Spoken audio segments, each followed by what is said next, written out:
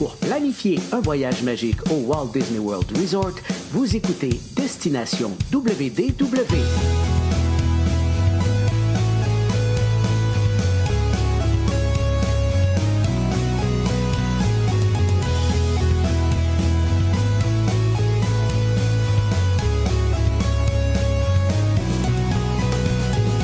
Et voici votre animateur et ami personnel de Mickey, Jean-Philippe Paré. Bienvenue à Destination WDW.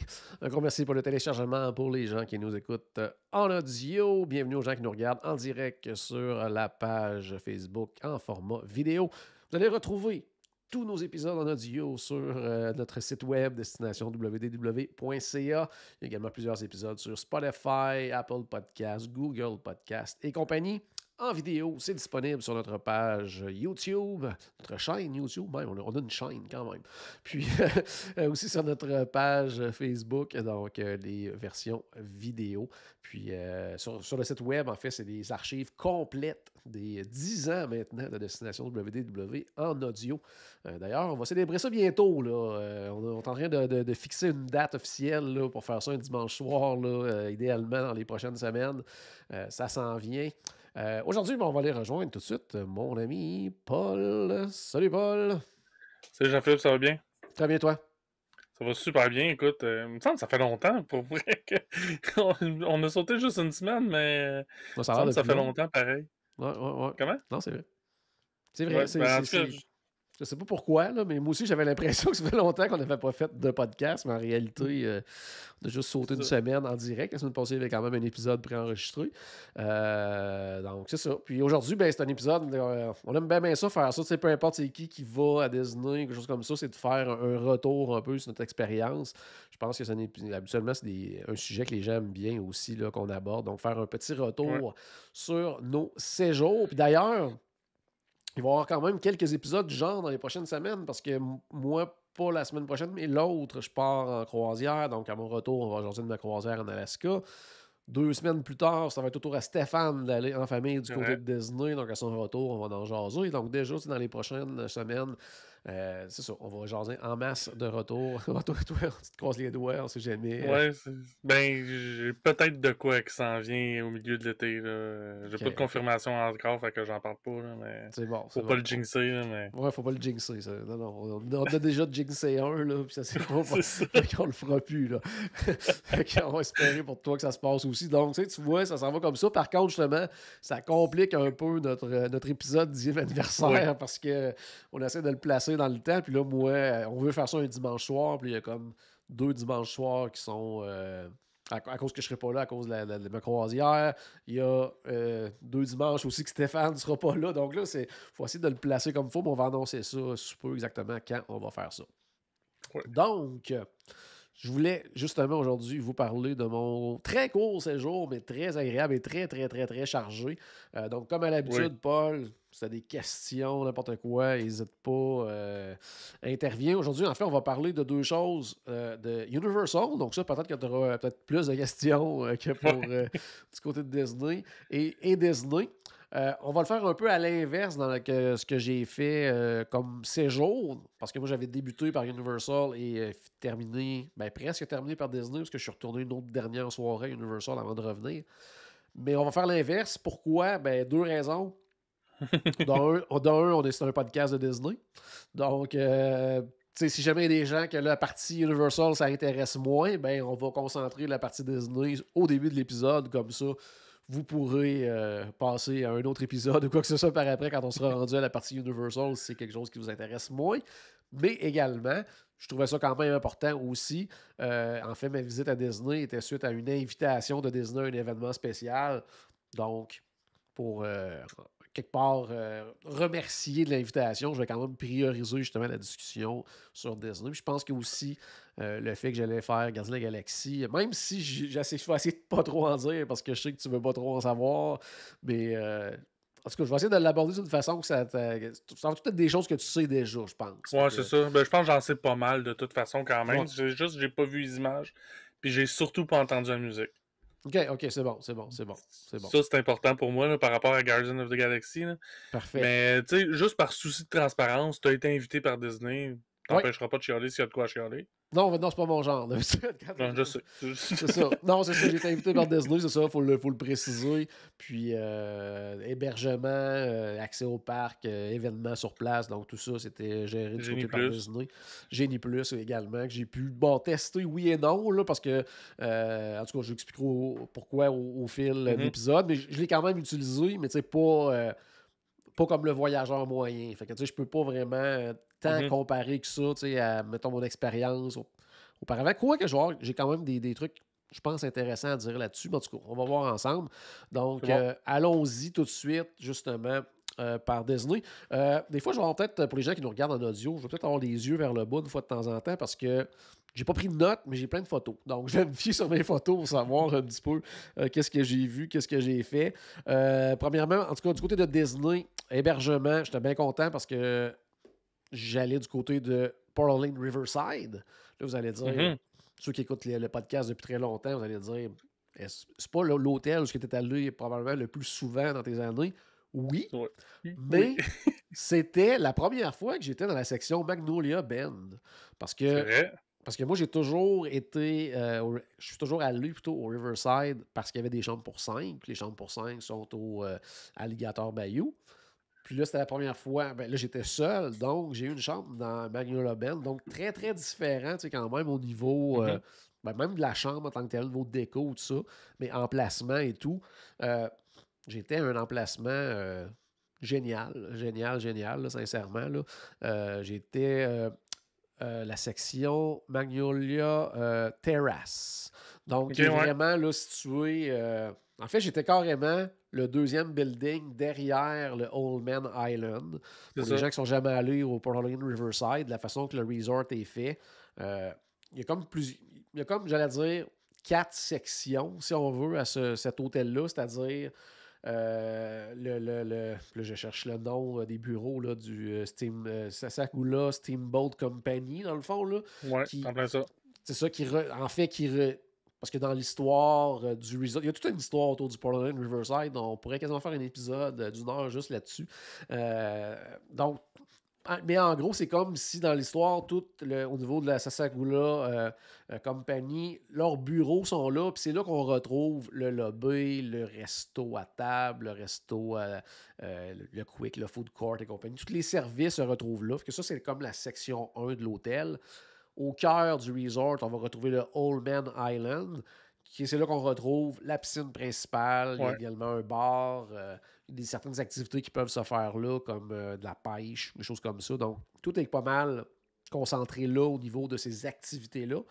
Et il y a 2 sections où on retrouve des bâtiments pour les chambres, donc le Alligator Bayou et Magnolia Bend. Puis dans les 2 cas, la thématique extérieure, ça, c'est très, très, très différent parce qu'on a le côté Alligator Bayou, donc j'allais dire quasiment les marécages et tout ça, tandis que Magnolia Bend, là, on est vraiment plus dans les manoirs là, blancs là, à l'extérieur. Donc, c'est très, très différent. Puis moi, très différent, mais les deux fit avec comme la section comme plus principale où c'est ça, tout fonctionne parfaitement, effectivement, tout fonctionne parfaitement. Puis moi, j'étais carrément, justement, le deuxième bâtiment derrière le Old Man Island, donc en 1 minute de marche, 1 ou 2 minutes de marche, j'étais rendu au Old Man Island, puis de là, on traverse le petit pont, puis on arrive au lobby, donc en moins de 5 minutes à peu près, j'étais au lobby, j'étais au resto, tout ça, donc vraiment super bien au niveau de la localisation, puis juste derrière mon bâtiment à moi, c'est là qu'il y avait un des arrêts d'autobus, donc je pense que c'était le East Depot, donc j'étais vraiment près de tout, donc ça c'était vraiment, vraiment, vraiment le fun, parce que pas se le cacher, quand on tombe dans les hôtels moderate, c'est des gros resorts, là, l'autobus interne, toute la patente là, pour se promener. Fait que c'est quand même gros, mais moi j'étais vraiment, vraiment, vraiment bien situé. Donc ça, j'étais très, très, très heureux de ça. Puis ma première activité, j'ai pris bien sûr le bateau pour aller du côté de Disney Springs. Parce que j'avais un petit rendez-vous où? Un petit rendez-vous où? Yes. Donc, c'est ça, je m'étais... Ouais, ça, c'est cool. Ouais, j'avais approché le Polite Pig. En fait, j'ai eu un flash quelques jours avant de partir. Puis là, parce que je disais, bon, on m'envoie un événement, tout ça. Puis je voulais faire quelques petites affaires spéciales à cause de ça. Puis je me suis dit, qu'est-ce que je pourrais faire? Puis j'ai pensé au Polite Pig. J'ai dit, bon, je vais aller manger au Polite Pig. Puis j'ai eu le flash de dire, hey, je pourrais peut-être leur demander si ce serait possible de parler à quelqu'un du Polite Pig, juste pour avoir une petite entrevue à inclure dans un épisode, quelque chose comme ça, avoir un peu d'infos sur l'historique du resto, des choses comme ça. Puis j'ai eu pas mal plus que ça. Puis vous pourrez le voir dans, je sais pas dans quelques semaines, parce que bon, j'ai le montage à faire, pas juste ça, c'est une entrevue en anglais, donc je vais être capable, autant pour la version audio que vidéo, d'avoir de la traduction. Là. En vidéo, ce sera des sous-titres, puis en audio, je vais faire un petit peu de montage pour pouvoir résumer un peu les propos là, des deux personnes avec qui j'ai fait une entrevue. Donc, ça va peut-être prendre un petit peu de temps, d'autant plus que, comme je disais, je pars en croisière sous peu. Donc, en tout cas, dans les prochaines semaines, je veux mettre ça soit dans un épisode spécial ou mettre ça en tant que vidéo à part. En tout cas, ça reste à déterminer. Mais sincèrement, j'ai été vraiment, vraiment bien reçu. Comme je disais, j'ai parlé avec deux personnes. J'ai parlé avec une manager là-bas, quelqu'un qui fait partie de l'équipe du service également. Puis vous allez voir là, quand je vais mettre la vidéo, c'est vraiment trippant parce que, bon, une me raconte la vraie histoire du Polite Pig, là, l'histoire du restaurant en tant que tel, puis l'autre me raconte l'histoire Disney Springs du Polite Pig parce que Disney Springs, maintenant, il y a toute une histoire derrière de ça, là, une backstory, une histoire d'une trame de fond. Je sais pas c'est quoi le mot en français exactement, mais il y a toute une histoire qui découle de ça. Puis vous allez voir que le Polite Pig a son histoire qui fit dans Disney Springs. Puis on apprend pourquoi ça s'appelle le Polite Pig et tout ça. Mais c'est tout en lien avec l'histoire Disney et non pas la réalité. Donc ça, c'était vraiment trippant. Ouais, cool.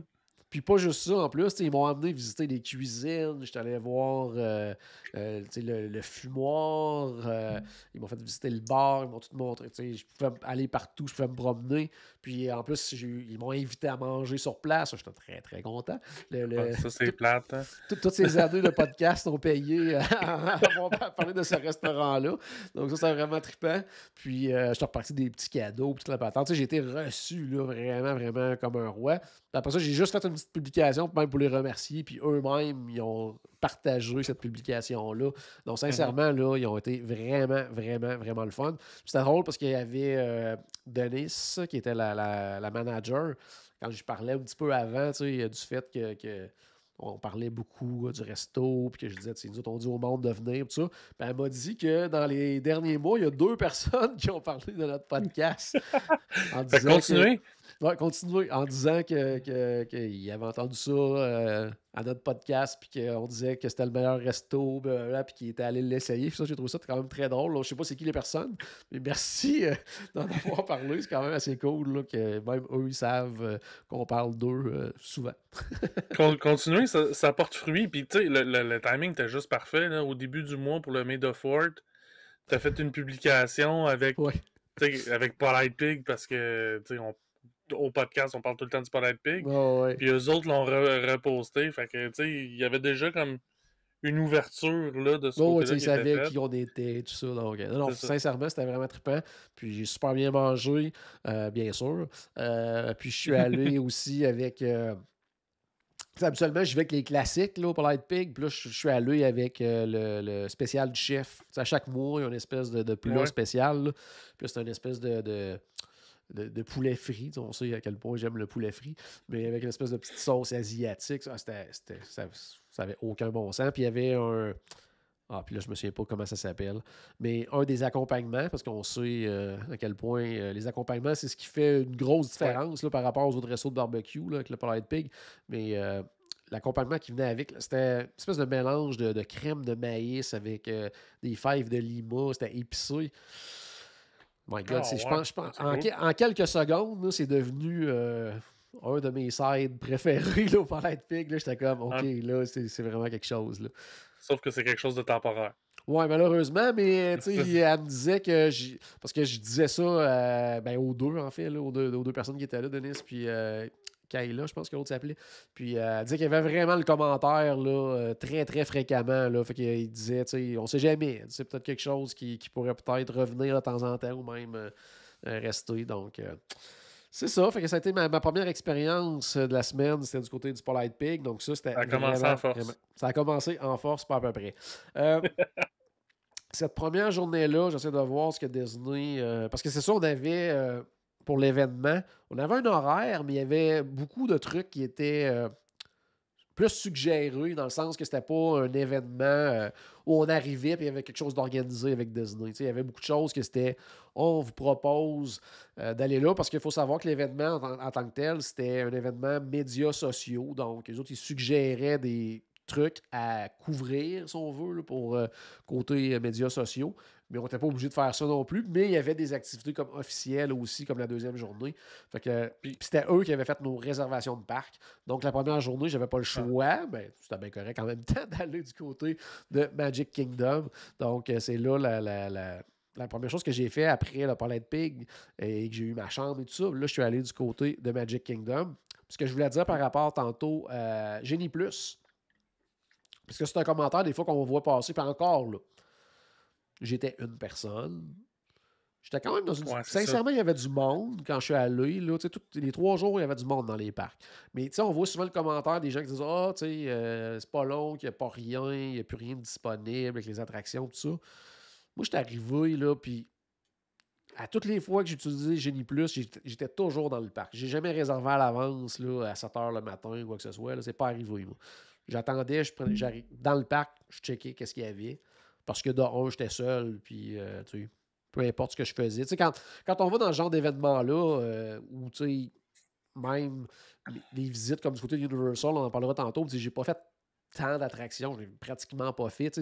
On n'est pas là pour ça. Souvent, on est là pour refaire nos banques de photos, des choses, des affaires comme ça, prendre des vidéos, peu importe. Fait que, faire plusieurs attractions ou peu d'attractions, ça m'importe un peu dans ce contexte-là. Puis souvent, dans un contexte de voyage seul, il y a certaines attractions que des fois, je me dis, ça, j'adore faire ces attractions-là avec la famille, avec des amis, tout ça, mais seul, même si je ne le fais pas, c'est pas grave. Fait que, c'était moins dans l'optique de ça. Mm-hmm.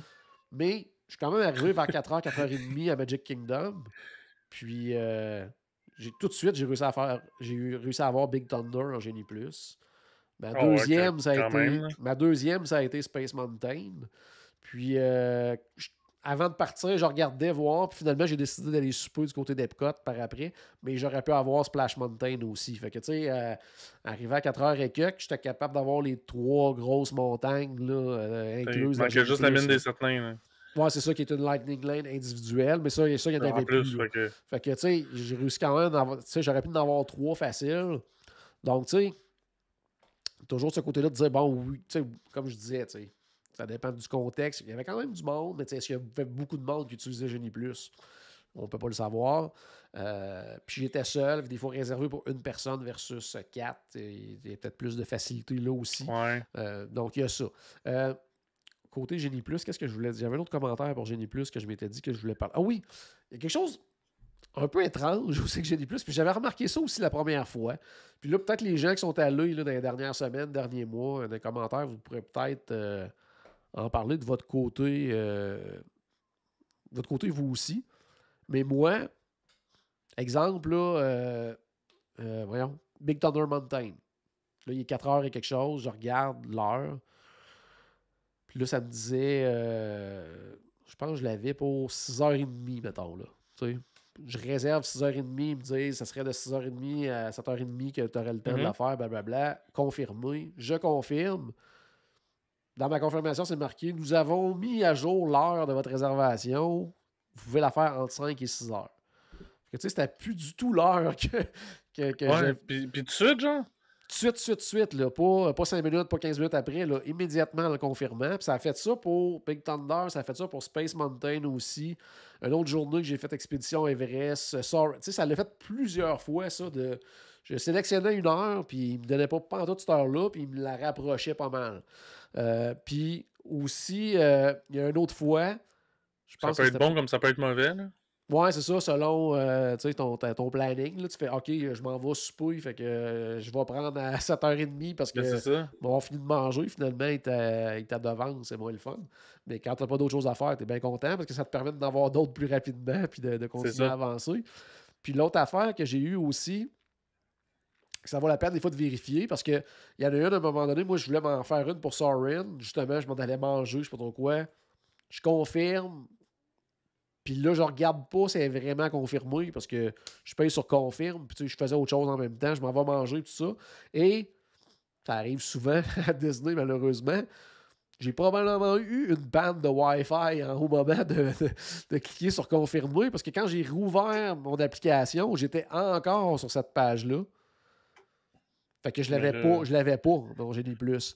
Mais là, je suis retourné pour. Je me suis dit, bon, je vais la rebooker. Puis finalement, l'heure était bien mieux. Tu sais, genre. Ok, ouais. Tu sais, je n'avais une, mettons, pour, je sais pas, moi, 7h30 le soir. Puis là, 5h30. Tu sais, c'était comme. Fait que, tu sais, des fois, quand l'heure nous convient pas, ben, tu sais, on peut continuer à faire des recherches, revenir, tout ça. Puis, tu sais, des fois, il y a d'autres heures qui apparaissent. Donc, tu sais. Je sais pas comment ça fonctionne, s'ils remettent de la dispo des fois ou je sais pas. Ils se gardent un buffer des fois qu'il y aurait des problèmes avec l'attraction dans la journée, puis s'il n'y en a pas, ben, ils en rajoutent. Je sais pas trop comment ça fonctionne à ce niveau-là, mais ça m'est arrivé à ce moment-là. Donc, je tenais à en parler. Sinon, je sais c'est un des grands mystères de la vie, ça, le fonctionnement de Genie+. Oui. Ça fait partie des très grands mystères, effectivement. Sinon, pour cette première journée-là, je vais essayer d'aller voir qu'est-ce que j'ai fait j'allais dire d'important. Il y a Andréane qui a vécu la même affaire que toi avec Genie+. Bon, tu vois. Fait que c'est ça. C'est quelque chose qui arrive. En tout cas, ça arrive pas juste à moi, donc probablement que c'est quelque chose que. Donc, surveiller c'est comme pas toi le problème. Non, puis tu sais, surveiller, parce que dans le sens aussi, tu sais, si moi, je n'avais pas regardé, là, ben dans ma tête, je le réservais pour 6h30, alors que je pouvais aller le faire entre 5 et 6, que je serais arrivé à 6h30, puis il m'aurait dit, ben là, c'est passé. Fait que, tu sais, en tout cas, il faut regarder comme il faut ce qu'on réserve. Cette première journée-là, qui était quand même relativement très courte quand même, l'autre chose que je suis allé faire. Oh oui, c'est le nouveau resto à Epcot. Je vais essayer le nouveau Quick. Le Connections Eatery.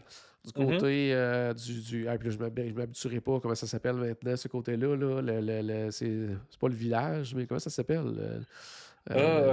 Neighborhood. Neighborhood, c'est en plein ça. Donc, c'est situé à cet endroit-là maintenant. Donc, le voisinage en français. Le voisinage maintenant. Donc, en tout cas, je ne sais pas s'ils s'attendent à avoir beaucoup de monde, parce que c'est immense ce resto-là. C'est grand, hein? C'est J'ai vu d'autres photos cette semaine, là, puis encore là, c'est des photos, là, mais tabarouette, c'est bien plus grand que ce que les premières photos laissaient apparaître. Oui, puis tu sais, plus bien. En même temps, j'allais dire, tu sais, Electric Umbrella, il y avait quand même un deuxième étage, mais tu sais, ça se compare pas quand tu arrives là, c'est vraiment, vraiment, vraiment grand. Ben, il y a le fait aussi que tu as le Connections Eatery puis le café qui est le Starbucks, mais il n'y a pas de délimitation entre les deux. Ouais. Dans le sens que d'un côté, tu as les caisses pour le resto, puis comme à l'opposé, tu as le Starbucks. Ils ont chacun leur entrée séparée avec la marquise à l'extérieur qui va dire Connections Eatery ou Connections Café. Mais une fois à l'intérieur, tu passes d'une place à l'autre là, sans problème. Très beau, là, je veux dire. Décor, somme toute assez simple, là, mais ça fit carrément avec ce qu'ils ont fait avec le Creations à côté, qui est la nouvelle boutique et tout ça. Tout fonctionne hyper bien au niveau de ça. Là, c'est vraiment, vraiment beau. Ce que j'aime beaucoup aussi, cuisine ouverte. Donc, on voit même si ça reste du fast-food, on voit les chefs travailler. Puis, on les voit aussi beaucoup au niveau des desserts parce qu'ils font des espèces de gaufres, là. Donc, ça, on les voit vraiment travailler. Donc, ça, c'est cool là, quand même. Puis, il y a beaucoup de place pour s'asseoir. Plusieurs caisses aussi. Donc, ça va vite et tout ça. Donc, non. Puis, côté nourriture... C'est le seul Starbucks. C'est le seul Starbucks avec une salle à manger. Oui, c'est vrai, t'as raison. C'est vrai, parce que les autres, oui, ils n'en ont pas. Fait que, non, c'est ça, j'allais dire. Non, même pas Animal Kingdom. Non, c'est vrai, il n'y en a pas non plus. Fait que, ouais, c'est le seul qui a une salle à manger. Puis, il est très gros en plus. Puis... c'est ça. Puis ça fait penser aussi, tu sais, d'autre côté, parce qu'il avait mis un Starbucks temporaire, mais dans une genre de petit édifice quand même permanent. Là. Fait que je sais pas ce qu'ils vont faire du côté du World Showcase avec ce petit bâtiment-là. Peut-être un futur petit comptoir à collation, je sais pas trop quoi. Donc ça, c'est à suivre. Pour des buckets de popcorn en forme de figment. Ouais, c'est ça.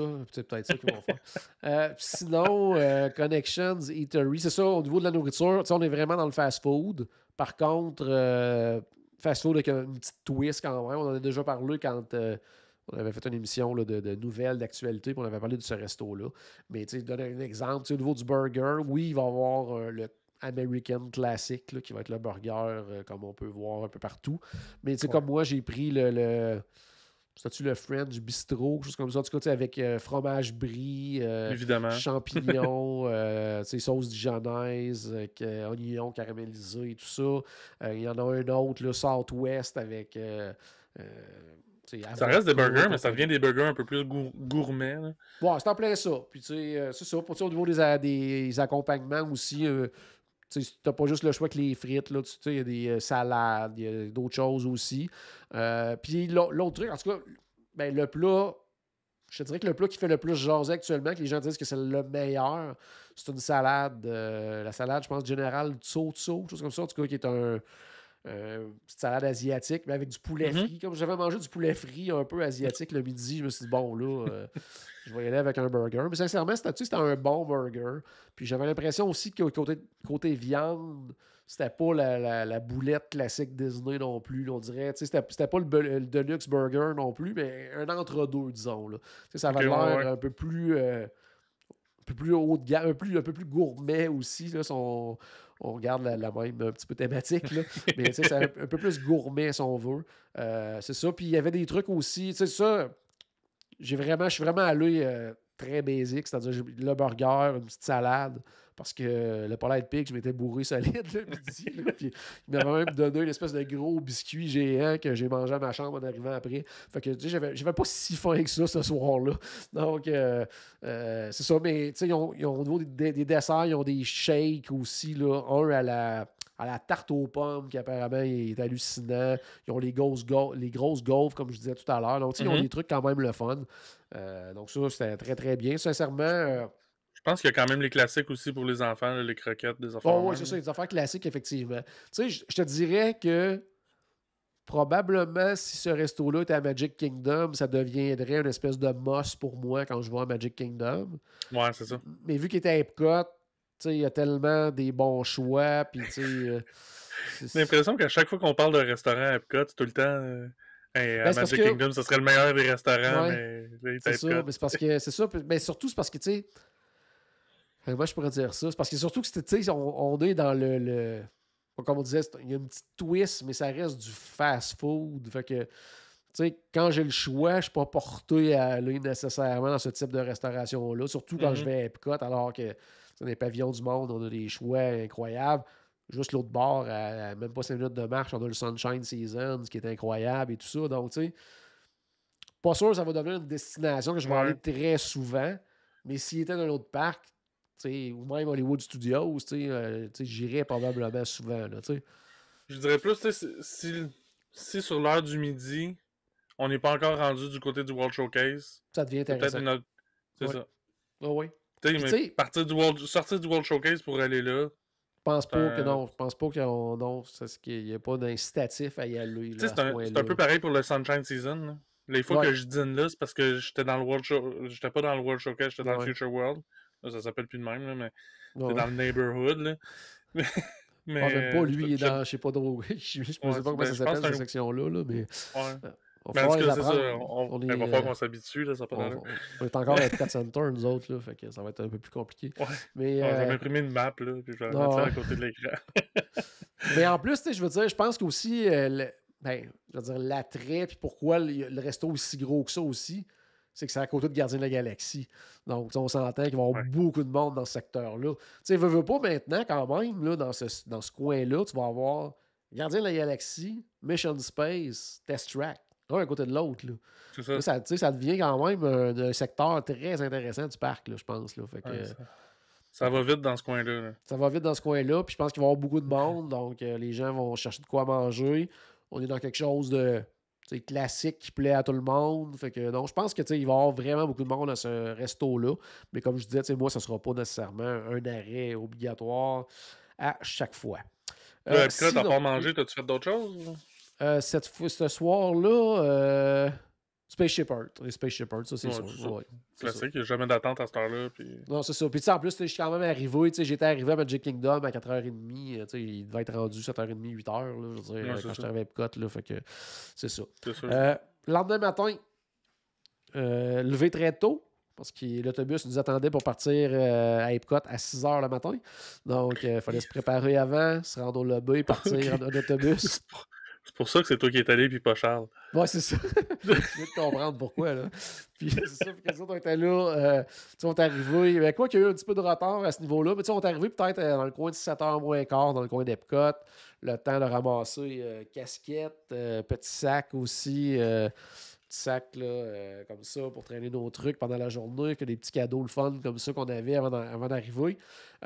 On s'en va du côté de Gardiens de la Galaxie. Ceux qui me connaissent savent que je peux marcher vite et tout ça, donc j'étais le premier arrivé à Gardiens de la Galaxie, embarqué en plus dans l'attraction. Puis à cause de ça, je suis un des seuls qui a pu le faire 2 fois pendant ce court événement le matin. Donc, première chose, l'arrivée, le bâtiment, tout ça, tu sais. Ben, tu as vu les photos, j'imagine, de l'extérieur. Là, on reste dans le petit clin d'œil à Universe of Energy, tout ça, mais ils ont rajouté des trucs en lien avec Gardiens de la Galaxie, tout ça. La file d'attente qui est vraiment quand même très belle, beaucoup de choses à voir. C'est là aussi, puis ça, encore là, c'est pas un spoiler, parce que c'est le genre de truc qu'ils avaient parlé en avance. Pourquoi que c'était là et tout ça. Ils ont essayé de faire quand même un lien avec Epcot, étant donné que c'est un... Ils disent que c'est le premier pavillon présentant, ben là, c'est pas d'un pays, mais c'est un monde, mais qui est à l'extérieur du World Showcase. Il y a quand même une espèce de lien. Parce que c'est un pavillon qui présente Xandar et tout ça. Fait que là, il y a vraiment un côté... on peut voir des costumes, on peut voir... Il y a comme plein de choses. On nous présente le monde de Xandar. Il y a quand même un petit lien là-dessus. D'abord, tu disais ça au début, je suis tiré par les cheveux, mais là, c'est OK, il nous présente vraiment le monde de Xandar. Oui, c'est quel genre de vaisseaux qu'ils ont, tout ça. Il y a des extraits, des émissions de télé de la place. C'est ça, là. Puis c'est là aussi qu'il y a un petit lien... ça, je peux le dire parce que j'essaie de penser tout le temps qu'est-ce que je peux dire, qu'est-ce que je peux pas dire pour pas rien de gâcher. Mais ça, ils l'avaient carrément dit au début quand ils ont présenté l'attraction. Pourquoi que c'était là et tout ça. Puis c'est là qu'ils font des références parce que de mémoire, c'est dans cette entrevue-là parce qu'ils parlent avec les Gardiens de la Galaxie. Puis que... c'est quoi son nom? C'est Star-Lord, c'est quoi? C'est Peter Quill, ça, son nom? Peter Quill. C'est ça, qui dit qu'il a hâte de revenir à Epcot pour faire Horizons, pour entendre Veggie, Fruit. Puis il fait des petits liens comme ça, nice. Les anciennes attractions. Que ça, c'est quand même cool. Puis il y a 2 aussi petits clins... Il y a plein de petits clins d'œil que tu vas t'amuser là, à fouiller un peu partout. Là, des logos, des vieux logos d'Epcot et tout ça. Cool. Je ne vais pas tout t'en dire là-dessus, mais il y a des trucs auditifs aussi. Je te dirai pas où, fait que tu pourras remarquer à un moment donné, mais il y a une très, très courte version, puis adaptée, mais d'un petit bout d'une vieille tune de Universe of Energy qu'on entend à un moment donné. Je te dis pas si c'est dans l'attraction, dans la file d'attente, mais il y a ça aussi. Puis il y a un petit bout aussi, parce qu'on sait que le personnage de Drax, là, il est toujours un peu... Pas imbécile, mais presque, là, le personnage de Drax. Tu sais, qui dit toujours des commentaires un peu ridicules, tout ça. Puis, à un moment donné, déconnecté, mettons. Ouais, c'est en place qu'il est un peu déconnecté, puis il veut parler du Big Bang, puis il parle du Ding Dang, qui était ce que Hélène disait à un moment donné aussi dans Universe of Energy. Puis il y a plein de clins d'œil dans le même. Que ça, j'ai trouvé ça le fun quand même, qu'ils prennent la peine de faire le lien entre les deux. Le Big Bang. Ouais, c'est en plein ça. Fait que il y a tous ces liens-là. Fait que ça, la file d'attente quand même assez longue. Plusieurs pre-shows. Au moins 2 ou 3. Un qui est vraiment, vraiment cool au niveau d'un effet spécial qu'il y a dans la pièce. La deuxième fois, j'ai essayé de comprendre un peu plus, puis je n'étais pas certain encore de où certaines choses qui sont plus là, puis qui, en tout cas, que j'essayais de comprendre c'était où. Tu vas voir quand tu vas le faire pour la première fois. Fait que il y a ça. On est vraiment, vraiment, là, sans dire l'histoire, là, mais tu sais, c'est le classique de ce type d'attraction-là. Là. On arrive à quelque part, puis on va participer à quelque chose, puis ça se passe mal. Là. C'est ça, tout le.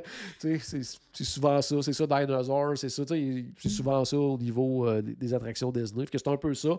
Un côté, je te dirais pas qu'est-ce qu'il y a au niveau montagne russe. Juste te parler de ce que tu sais déjà, c'est-à-dire, bien sûr, le départ à reculons. Oui, évidemment. Qui est rapide, mais c'est pas rapide Rock'n'Roller Coaster non plus, mais quand même rapide. C'est pas non plus, j'allais dire, on n'a pas la même sensation que le bout à reculons dans l'Expédition Everest. C'est pas à ce point-là non plus. Là. C'est un départ à reculons. Puis, ce que je trouvais trippant aussi, parce qu'on sait les véhicules, tournent.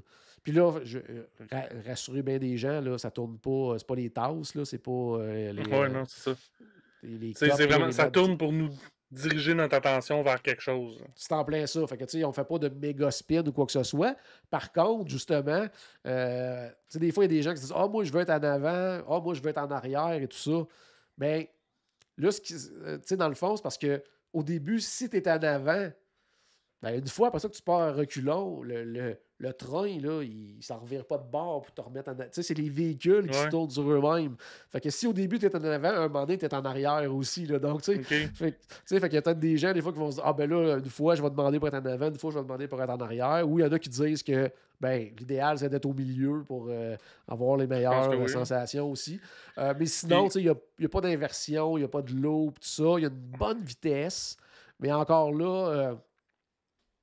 c'est pas Rock'n'Roller Coaster, c'est pas Expédition Everest, c'est plus rapide que Space Mountain, à mon avis.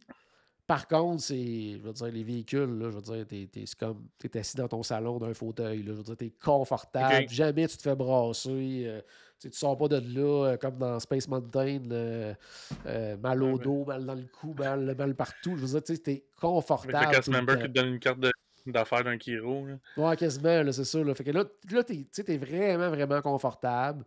Quand même une bonne durée pour ce type d'attraction-là. Donc, franchement, moi, j'ai vraiment trippé. C'était vraiment le fun. La musique est trippante. Je te dirais pas c'est quoi, mais c'est ça. C'est vraiment trippant. J'ai vraiment, vraiment... Je pense que ça va être très, très, très, très, très populaire. Ça semble aussi être une attraction qui, je crois... va pouvoir accueillir beaucoup de monde à l'heure aussi. Donc, j'ai l'impression que, oui, au début, il va peut-être avoir beaucoup de files d'attente, mais ça va peut-être se résorber peut-être plus rapidement qu'un Rise of the Resistance ou qu'un Flight of Passage, là, qui, veut pas Flight of Passage, pendant que la ride elle va, ils peuvent pas embarquer d'autres mondes. Là, c'est un film. Fait que, tandis que là, c'est des trains, ça va vite. Non, c'est vraiment, vraiment, vraiment, vraiment cool. Là. Moi, mon inquiétude que j'ai, c'est pas vraiment une peur, là, c'est vraiment plus une inquiétude, c'est au niveau de l'immersion. Tu sais, tu sauras me le dire, là, le fait que, justement, ça tourne pour retirer notre attention vers un élément de décor, que ce soit un écran, parce que je sais qu'il y a des écrans aussi, là, parce que tout est avec des écrans maintenant. Mais est-ce que quand tu es ailleurs dans Montagne Russe, tu continues à voir ces éléments? Tu sais, un peu comme Rock'n'Roller Coaster, là. Un coup que tu as passé dans le haut d'Hollywood, tu le vois tout le long de la ride, tu es capable de le spotter même s'il l'éclaire pas. Là. Comme je te dis, je l'ai fait 2 fois, mais moi j'ai l'impression que c'est comme des différentes salles. Fait que je pense que cet effet-là est un peu beaucoup moins pire en fait. Là, donc vraiment comme une dark ride à ce moment-là. Ouais, vraiment comme une dark ride. Par contre, si j'ai un petit bémol à mettre là-dessus, c'est qu'il y a des séquences que l'immersion est incroyable, impeccable. Puis il y a d'autres bouts que tu sais que tu es devant que tu passes à côté d'un écran puis que tu vois autre chose à côté de l'écran. C'est pas, pas toujours immersif à 100%. Mais en même temps, c'est ça, il y a certaines limitations à faire ce genre de truc-là avec un manège de type roller coaster. Puis je te dirais quand même, il y a comme 1 ou 2 moments que c'est t'as vraiment qu'est-ce que j'allais dire, un élément de décor réel et non pas des écrans, puis ça reste les bouts les plus trippants. Là, mais c'est sûr, oui. C'est sûr. Mais je veux dire, au niveau de la qualité des projections, tout ça, c'est les bouts là, que l'immersion est parfaite, là, c'est incroyable. Là, c'est vraiment incroyable. Tu te dis, wow. C'est pas avec des lunettes 3D. Non, c'est pas que des lunettes 3D. Tant mieux. Ça, c'est tant mieux. Mais c'est ça. Les autres petits bouts, des fois, j'ai l'impression que des fois, t'es comme enveloppé par un écran. Puis d'autres fois, c'est comme un écran sur un bout de mur. Fait que tu le sens moins, là. Mais en même temps, tu passes tellement vite que tu passes à autre chose vite. Là, tu passes à autre chose assez vite. Là, puis c'est tellement le fun. Non, c'est vraiment une attraction. C'est ça. Fait que non. Puis tu sais... non, sincèrement, c'est vraiment une belle attraction. Justement, avec la belle file d'attente. Les véhicules sont le fun. Non, c'est vraiment, vraiment, vraiment trippant. Je pense que ça va être très populaire. Puis, tu sais, ça fait en sorte aussi... tu sais, je me disais, c'était... Tu sais, oui, même chose pour toi. On est des puristes d'Epcot. On aime notre ancienne version d'Epcot très éducative et tout ça. Mais là, tu sais, c'est vers là que ça s'en va de pas le choix. Ça faire cette attraction-là. Puis, tu sais, c'est correct. Mais... ça amène le côté que je me disais, hey, mais tu pourrais me dire, OK, je t'envoie une semaine à Disney, puis tu as juste le droit d'aller à Epcot, là, puis j'aurais tout ce qu'il me faut maintenant, tu sais, pour. Je sortirais pas de là en me disant, il me manque le petit côté Rock'n'Roller Coaster ou Expédition Everest, tout ça, tu sais, je l'ai maintenant à Montagne Russe à Epcot, là, fait que tout est là maintenant pour faire en sorte que ça serait bien correct de passer une semaine juste à Epcot. Mais, tu sais, tu dis ça pour les puristes, puis que comme, tu sais... sauf que j'ai l'impression que justement le fait qu'il y ait tu sais, les clins d'œil que tu parlais au début là, aux autres attractions, aux attractions qui n'existent plus, des vieux logos, des références à Universe of Energy, j'ai l'impression que ça va faire passer la pilule. Ouais, sûrement, oui. En tout cas, tu m'en parlais tantôt, puis j'étais super excité, puis j'oubliais justement l'aspect des propriétés intellectuelles, ça n'a pas d'affaire à Epcot. Puis de toute façon... j'ai commencé à m'y faire aussi. Là, Ratatouille, je l'apprécie. Frozen, j'imagine que je l'apprécie. Je me rappelle pas, je l'ai fait rien qu'une fois. Mais tu sais, c'est ça. J'ai fini par m'y faire. Puis, gars, c'est ça. Ils nous consultent pas avant de prendre ces décisions-là. Puis... non, c'est ça. Il y a Sabrina qui demande sur la page Facebook, est-ce que c'est devenu ton attraction préférée? Je dirais pas à ce point-là. Tu sais, mettons, dans les montagnes russes, probablement que j'aime encore davantage Expédition Everest pour l'ensemble de la patente, là. Pour le fait qu'on est relativement dans un vrai décor aussi, tout ça, le côté... parce que, tu sais, comme je disais, il y a de la vitesse, ça, mais il n'y a pas de descente incroyable et tout ça. Il y a ce petit côté-là. Par contre, il y a des choses trippantes, justement, à cause des véhicules qui tournent, mais... tu sais, de pogner une courbe de côté, c'est quand même cool, là. Tu sais, c'est pas quelque chose que tu as l'habitude de faire. Sauf que ces élans-là qui sont vraiment trippants. Bon, à Epcot, tu sais, je veux dire, c'est difficile parce que, tu sais, il y a tellement de choses puis tellement de choses différentes. Pour moi, Space Shepherd va toujours rester une espèce de classique, icône incroyable. Ouais, mais c'est ça, c'est pas partout dans la même catégorie d'appréciation d'attraction. Mais tu sais, je te dirais, tu sais... moi, j'étais un fan. Puis, tu sais, j'étais un fan de Montagne Russe. J'étais un fan de Montagne Russe Disney. Tu sais, je vais pas dans des parcs Six Flags là, faire une affaire juste pour faire une montagne russe qui vire à l'envers, là, que la pente est à 90 degrés, de faire le même. Je suis un fan des montagnes russes avec une thématique qui a du sens. Avec une thématique et tout ça. J'aime beaucoup ça. Puis, tu sais, je trouve que Disney ont toujours quand même une dose intéressante de, tu sais, c'est la sensation forte, mais c'est quand même accessible à tous. Fait que ça j'apprécie toujours. Fait que, tu sais, souvent, mes attractions préférées, entre guillemets, de ce type-là, tu sais, mon cœur est toujours balancé entre Expédition Everest, Rock'n'Roller Coaster, mais Gardien de la Galaxie, là, est venu s'insérer entre les deux. C'est-à-dire que je pense que je l'aime mieux que Rock'n'Roller Coaster parce que, justement, le côté confort du véhicule, le côté différent un petit peu de la patente, oui, il est un petit peu moins rapide, mais l'immersion est beaucoup plus réussie que on en parlait tantôt, le Rock'n'Roller Coaster, tu sais, que tu vois, je veux dire, la thématique est très, très de base, là, tu sais, le pre-show est cool et tout ça. Une thématique en carton, c'est ça, une thématique en carton, là, on est vraiment ailleurs à ce niveau-là, fait que, tu sais, je l'aime plus que probablement que Rock'n'Roller, donc non, c'est vraiment, vraiment une belle attraction, ça va être populaire, c'est clair. En tout cas, j'ai bien hâte d'avoir des commentaires de tout le monde quand vous allez la faire, là, parce que c'est vraiment, vraiment, vraiment une belle attraction. Sinon, qu'est-ce qu'on a fait cette journée-là? Bon, après, on avait un déjeuner, mais ça, C'était un buffet organisé par Disney, donc c'était pas un restaurant que les gens peuvent aller, donc ça vaut pas nécessairement la peine d'en parler tant que ça. Ensuite dans le lounge du... Non, en fait, on devait manger à l'extérieur, près des Gardiens de la Galaxie. Finalement, il allait pleuvoir, fait qu'ils nous ont rentré au Connections Eatery parce qu'il n'y a pas de repas le matin là-bas, fait que la salle fait qu'il avait installé là. Mais tu sais, c'était un buffet traditionnel, œufs, bacon, fruits et compagnie, gaufres de Mickey et tout ça, là, mais que c'était quand même intéressant. Après ça, je t'avais envoyé des photos. J'avais après ça des formations pour le reste de l'avant-midi, une partie de l'après-midi. Puis c'était dans le lounge du Living Seas. Donc, on rentrait carrément là, la porte à gauche du Coral Reef. Puis on montait au deuxième étage. Donc, c'est des salles de réception et tout ça d'habitude, qu'on n'a pas nécessairement accès, à moins de faire des événements spéciaux, des choses comme ça. C'est le genre d'affaires qui peut se louer comme quand on fait des voyages de groupe, c'est le genre de places qui peuvent se louer. Donc, c'est toujours trippant. Avec un prix qui va avec. Là. Avec un prix qui va avec, bien sûr, mais c'est toujours trippant de voir ce type de locaux-là qu'on n'a pas accès normalement.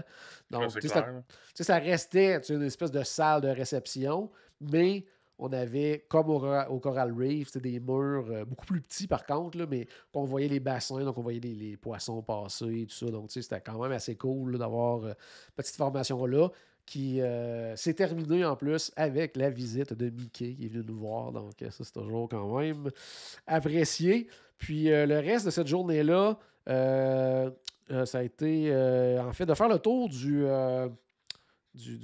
Flower and Garden Festival. Donc, j'ai fait le tour des kiosques, j'ai mangé quelques trucs. Je me suis rien fait voler par les oiseaux cette fois-ci. Donc, ça s'est très bien passé de ce côté-là. Donc, je me suis fait mon petit, ce que j'aimais appeler mon petit 4 services du côté d'Epcot, parce que c'est ça, j'ai mangé comme 4 affaires différentes dans le Flower and Garden. Que ça, c'était vraiment trippant. Tout était bon. Je disais tout était bon. Il y a une chose que j'ai un peu moins aimé, puis ça, c'est drôle parce que les autres années, c'était toujours mon kiosque préféré. C'est le kiosque de trucs plus vegan, tout ça. Puis souvent, il y avait des variations de genre Impossible Burger à différentes affaires, des plats faits avec de la viande Impossible Burger aussi. Puis c'était encore ça cette fois-ci, mais c'était genre imitation de short ribs à la coréenne. Puis je sais pas si c'est à cause de la texture, parce que veut pas, de la viande Impossible Burger, ça reste d'espèce de fausse viande hachée. Là. Donc, c'était plus texture pain de viande que short ribs. La sauce, c'était beaucoup trop épicée pour rien. En tout cas, ça me plaisait moins. Puis habituellement, c'est toujours le kiosque que j'aime le plus là, dans le Flower and Garden Festival. Mais sinon, tous les autres trucs que j'ai goûtés, c'était vraiment très, très, très bon. Sinon, j'essaie de voir qu'est-ce que j'ai fait cette journée-là. As-tu fait ratatouille? Même pas. J'ai pas fait ratatouille. Non, côté attraction, cette journée-là, je pense que j'ai fait Gardien de la Galaxie, c'est pas mal ça. J'ai fait mon Flower and Garden. Je vais prendre des photos de tous les menus, tous les kiosques. J'ai fait le tour en masse. Je suis allé faire un très court tour du côté de Disney Hollywood Studios, juste pour aller faire le tour de Galaxy's Edge. Ah non, puis c'est vrai, puis aller faire Rock'n'Roller Coaster après. Je me suis pris Génie Plus, j'avais Rock'n'Roller. Je voulais comparer justement, ça faisait pas si longtemps que ça, j'avais fait Gardien. Je dis, je vais aller comparer justement côté de vitesse et tout ça. Fait que c'est là que je me suis rendu compte, ah oui, Rock'n'Roller est quand même encore une petite coche au-dessus, au niveau de la vitesse et tout. Puis après ça, ce que j'ai fait, c'est mon souper. Après, j'avais fait une réservation. Resto que ça fait longtemps que je voulais essayer puis je n'avais jamais fait. C'était le Flying Fish. Puis avant ça, j'ai eu toute une aventure, encore une fois. J'étais à Epcot, puis là, je voyais qu'il allait pleuvoir. Puis ça, à chaque fois que j'ai un souper au Boardwalk, il y a toujours un orage. Okay? C'est un classique. Là, que ce soit la Trattoria Al Forno, que ce soit à l'époque le Capitaine Grill, que ce soit... À chaque fois que je vais au Boardwalk, il se met à pleuvoir. Fait que là, je voyais qu'il allait avoir un orage quand même assez important, mais il était tôt. C'était à 20h20 mon souper, puis là, il était, je pense, 7h. J'étais là... je peux pas me rendre tout de suite au resto ou au Boardwalk, ça va être long, ça. Mais là, à un moment donné, je voyais bien que ça n'avait aucun sens, que ça allait tomber. Je vais me rapprocher. J'ai réussi à sortir du parc Epcot, puis là, ça se met à tomber, puis je t'ai envoyé des images, des photos, des vidéos. Ça n'avait aucun bon sens. Paul qui me dit, dans 10 minutes, ça va être fini, il n'y aura pas de problème. C'est tout le temps ça, Disney. Tout le temps ça. Mais 10 minutes après, c'est encore pire. Mais là, à un moment donné, il arrive C'était à 20h20, il arrive 8h10, puis il pleut encore pas à peu près. Là. Fait que là, je fais bon, qu'est-ce que je vais faire? J'essaie d'aller modifier ma réservation dans l'application, plus capable de modifier, parce que je m'étais dit, au pire, je vais la déplacer de 2-3 jours et l'annuler plus tard pour pas payer les frais de 10$ parce que je suis pas allé. Mais là, au moins, je m'étais abrité sous un petit toit, puis juste à côté, c'était les guest services. Fait que je dis, au moins, les autres, ils vont peut-être pouvoir m'aider. Fait que je m'en vais voir la personne aux guest services, puis je dis, j'ai une réservation dans 10 minutes. Elle dit, tu seras pas capable d'y aller, c'est clair. C'est la tornade ou presque. On arrive pour commencer à l'annuler, tout d'un coup, je fais, hey, on n'entend plus de pluie, je regarde dehors, plus de pluie. Fait que je dis, annule rien, je vais courir, je vais aller au Flying Fish. Je voulais avoir mon Flying Fish. Je pars à courir. J'arrête parce que là, il y a une marée de monde qui ne bouge plus. Je me dis, qu'est-ce qui se passe? Et là, juste après le Skyliner, jusqu'au pont à peu près qui se rend au Beach Club, il y avait une inondation incroyable. Il y avait de l'eau qui s'était accumulée là de façon spectaculaire. Il y a une vallée dans ce coin-là. Une vallée dans ce coin-là. Puis là, il y avait plein d'eau. Là, il y avait quelques personnes qui se risquaient parce qu'ils se disaient, hey, mon hôtel est là-bas, on va aller changer. Et moi, je m'en allais au restaurant, un restaurant signature en plus. Je m'étais mis en pantalon, j'avais des souliers. J'ai dit, je peux pas aller marcher dans l'eau de même. Alors, pour une première fois à Disney, ce que j'ai fait, j'ai roulé mes culottes jusqu'aux genoux, enlevé mes souliers, enlevé mes bas. J'ai dit, je m'en vais au Flying Fish. Puis je suis passé à travers l'eau. Puis sincèrement, là, je n'avais quelques pouces en haut des chevilles. Là, il y avait de l'eau. Là, ça n'avait aucun bon sens. Mais je suis arrivé à mon Flying Fish à 8h20 précise. Puis j'ai pu manger enfin du côté du Flying Fish. C'était très, très, très, très bon, sincèrement. Tout ce que j'ai mangé était excellent. Même, je te dirais, le pain en entrée, là, il te l'amène, là, je veux dire, pratiquement brûlant. Là. C'était... Non, c'est vraiment quelque chose qui sort du four avec un petit beurre, là, avec des herbes, tout ça. C'était juste ça, c'était déjà bon en partant. En entrée, il y avait du porc, une espèce de porc là, fondant là, avec une petite salade avec pommes vertes, tout ça, c'était succulent. En plat principal, j'avais pris les pétoncles avec émulsion de poivron rouge, une petite crème de maïs, tout ça, parce que c'était succulent aussi. Puis le dessert, j'avais pris un dessert spécial là, du 50e anniversaire, qui est une espèce de dôme, que c'est une mousse au citron. Puis je crois qu'il y avait un truc aux framboises avec ça. Okay. Je me suis pris un petit drink sans alcool, qui est probablement un des meilleurs drinks sans alcool que j'ai pris à Disney. C'était génial, c'était super bon. Donc, Flying Fish, là, c'était vraiment quelque chose. Par contre, puis ça, Charles, lui, de son côté, disait, tu vois, moi, j'aurais vraiment apprécié. Moi, j'ai trouvé ça un peu long au niveau du service. Je suis arrivé, comme je disais, à 8h20. J'ai eu ma table peut-être même pas 5 minutes après. Je pense qu'il était quasiment 10h30 quand je suis sorti de là. Ça faisait 2 heures quand tu es tout seul. C'est ça. À un moment donné, je m'étais parlé. J'avais fait le tour de ce que j'avais à me dire. Là. Puis nous autres, on répondait plus sur Messenger. Fait que... En plus, fait que là, ça allait pas bien. Fait que, puis là, tu sais, entouré de gens. Il y avait même quelqu'un en tuxedo devant de moi et tout. Là, donc, j'étais comme, OK, j'étais à une autre place. Serveuse était super sympathique, me jasait, mais tu sais, ça reste que c'était quand même 2 heures. Là, j'ai trouvé ça un peu long. Puis, tu sais, côté prix aussi, on va s'entendre, on est dans le signature et tout ça, mais tu sais, je prends pas d'alcool et tout. Puis, tu sais, quand même, pour moi, seul, avec le type, la taxe et tout, ça a quand même coûté 103 ou 105 US. Ouais, là, c'est quand même un... Mais tu sais, de l'autre côté, comme Charles me disait, quand je parlais du prix, ben, tu sais, quand même, tu vas manger au Tusker House, puis c'est quand même à peu près 65$ pour une personne. Tu t'es pas d'une signature, puis t'as pas, c'est pas la même expérience. Fait que, il y a ça aussi, mais sincèrement, si vous cherchez un bon signature, puis tu sais, ça s'appelle Flying Fish, là, puis... oui, il y avait un poisson, il y avait pétanque. J'ai pris pétanque parce que je me disais, j'étais au Flying Fish, je vais quand même aller dans le fond de mer et tout ça. Là. Mais il y avait filet mignon, il y avait poulet, il y avait du porc, il y avait plein de choses. Fait que si vous n'êtes pas amateur de poisson ou vous avez une allergie aux poissons, aux fruits de mer, n'importe quoi, il y a moyen d'aller manger là. Puis le décor, c'est incroyable, c'est super beau. Ça, donc, cuisine ouverte, encore une fois, ça c'est toujours trippant. Donc, franchement, là, un super bon repas.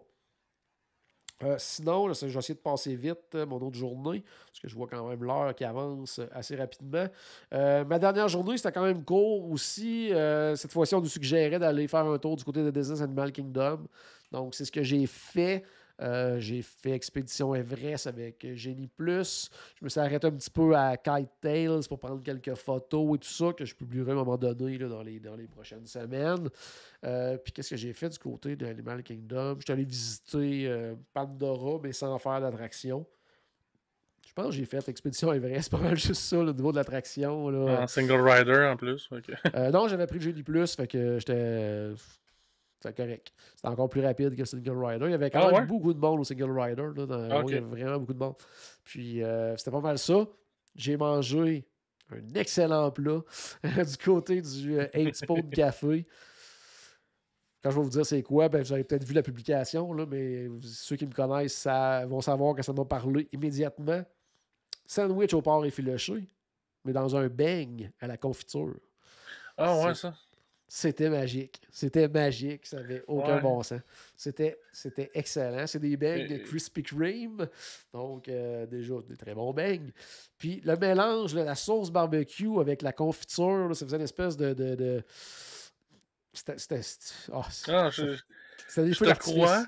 C'était des feux d'artifice. Je te crois, mais là, j'y goûterais parce que quelqu'un m'a dit que non, faut que tu essayes ça, c'est vraiment bon. Je vois ça sur le menu, je fais comme non.